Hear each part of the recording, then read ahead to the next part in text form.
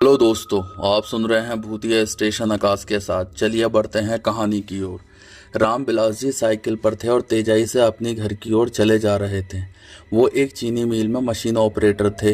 वो 8 घंटे की ड्यूटी कर रात 10 बजे अपने मिल से निकलकर घर की ओर रवाना हुए। चीनी मिल उनके घर से 7 किलोमीटर की दूरी पर थी।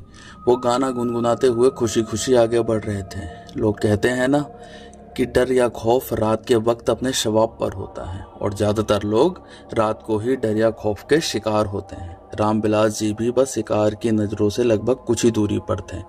मतलब रामविलास जी के घर और चीनी मिल के बीच में से एक छोटी सी नदी गुजर रही थी।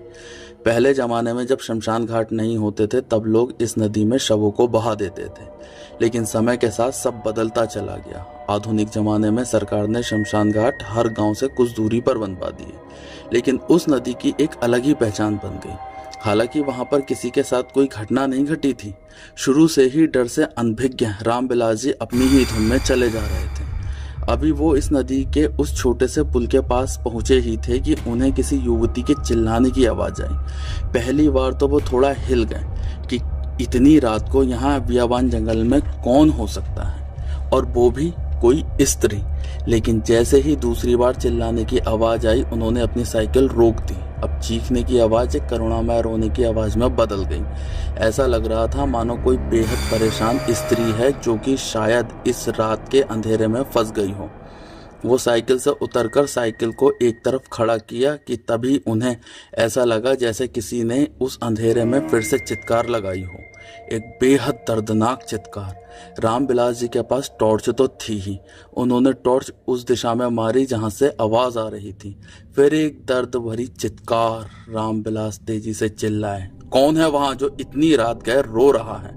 लेकिन प्रतिक्रिया नहीं आई। लगातार एक चित्कार जो किसी का दिल बैठ जाए आ रही थी।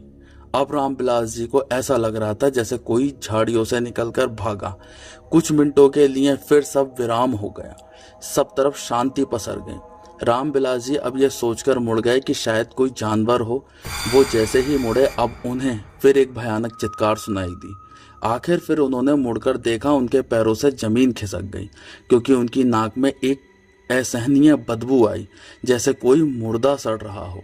उन्हें दहशत होने लगी थी। कभी ना डरने वाले रामविलास जी अब डर के मारे कांप रहे थे, क्योंकि उनके सामने एक भयानक स्त्री खड़ी थी जिसमें से सड़ांध निकल रही थी। उसके चेहरे पर बेहद झुर्रियां थीं। उसके आरी जैसे दांत लंबे लंबे मुंह से बाहर निकले हुए थे।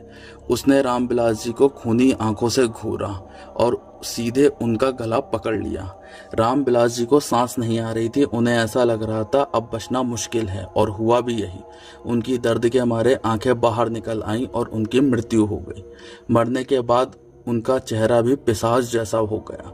कल तक जो जिंदा थे, आज वो भी एक पिशाच बनकर करने लगे अपने शिकार का इंतजार, उसी जगह उसी स्त्री के साथ।